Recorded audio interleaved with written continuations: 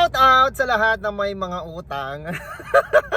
Lahat naman tayo may utang, di ba? Sino bang wala? Parang kahit nga yata yung mga malalaking kumpanya may mga utang po yan talaga.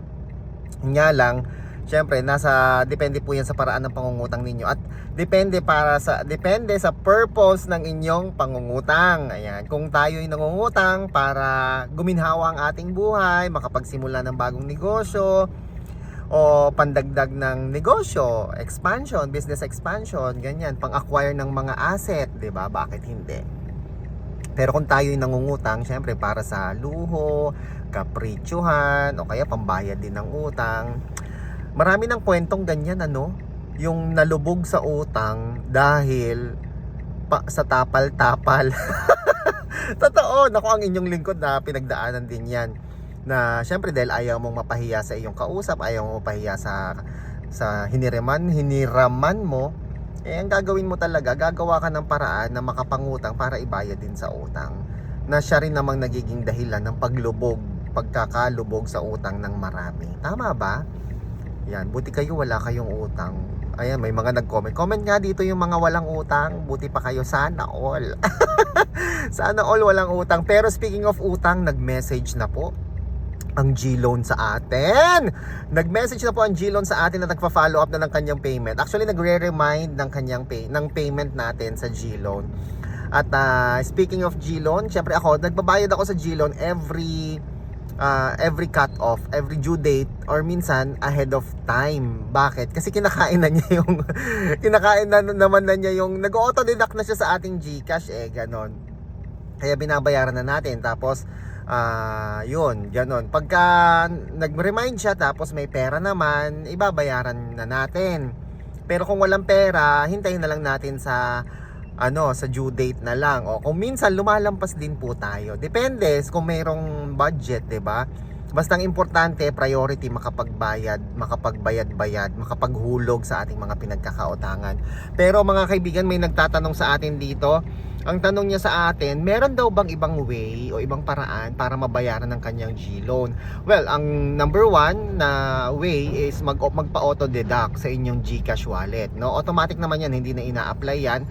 Basta mag-iwan ka lang ng pera dyan, enough pambayad ng iyong G-Loan or G-Gifts or G-Credit, matic na po yan.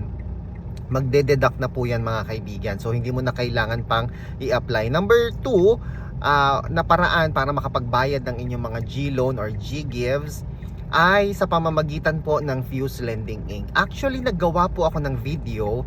Sinubukan ko talaga magbayad as in upfront, no? Nagbayad talaga ako sa Fuse Lending Inc. Actually, sa Pera Hub po ito. Yung link ng video nandyan po sa comment section sa baba. Ililink ko dyan yung video para pindutin ninyo, panoorin po ninyo kung paano tayo nagbayad sa Pera Hub. Actually, yung Pera Hub, ang paying partner niyan ay Bayad Center. Pag nagpunta ka sa Pera Hub at sinabi mo magbabayad ka ng G-Loan or G-Gives, hindi nila alam yon. Hindi po nila alam. Ano yung alam nila? Ang alam po nila, Fuse Lending Inc. Incorporated. Fuse Lending Inc. No? Yun ang sasabihin nyo. Huwag nyo sabihin G-Loan, huwag nyo sabihin G-Gives kasi hindi nila alam yon. Ang basis nila, tatanungin nila kayo, anong biller po? Sinong biller po? Sabihin nyo pong biller ay Fuse Lending Inc. Fuse Lending Inc. Okay? Para makapagbayad kayo dyan. Merong charge, 10 pesos po yung charge niyan. Ano po? Ngayon, ang tanong lang sa atin, yung account number. Ang account number po kasi na ginamit ko last time ay yung mismong GCash number ko na ginamit pang apply ng G-Loan.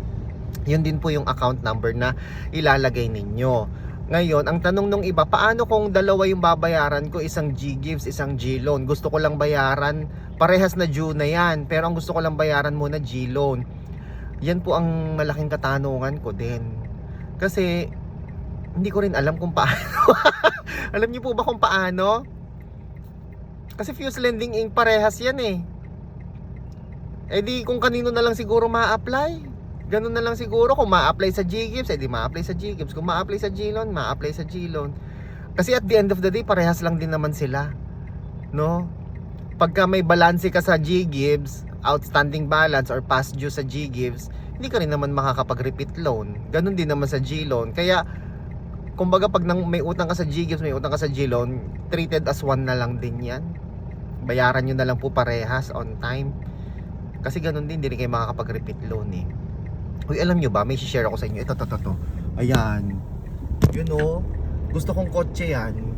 Espresso. Gusto ko yan. Oo, gusto ko nga yan. Kasi matipid sa gasolina. Tapos manual pa, 'di ba? Actually may automatic na din 'yan. Tapos mataas pa yung ground clearance niyan, ano din yung leg room.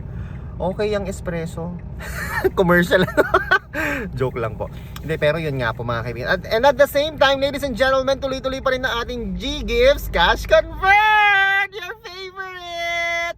Yan, yung mga nais mo magpa G-Gifts Cash Convert, mag-message lang po kayo sa baba. Hindi, i-click nyo lang po yung link na matatagpuan po dyan sa comment section sa baba para kayo po ay ating ma-reach out. Paano magpa G-Gives Cash Convert kay DJ Chico? Meron po akong link dyan na matatagpuan sa comment section, no? So bali, pagsamahin ko na yung link ng video para sa pagbabayad sa Fuse Lending at saka yung aking personal link para ma-reach out po ninyo ako. Okay ba yon?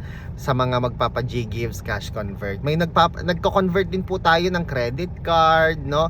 Yung gusto mo, ba 100,000 yung credit limit ninyo at kailangan ninyo ng pera, pwede nating i-convert po iyan into cash, no? Basta i-click nyo lang po yung link na yan, yung m.me/Arellano Chico para po makapag-usap po tayo. Okay? Ako po si Chico. Enjoy the rest of the day and God bless po.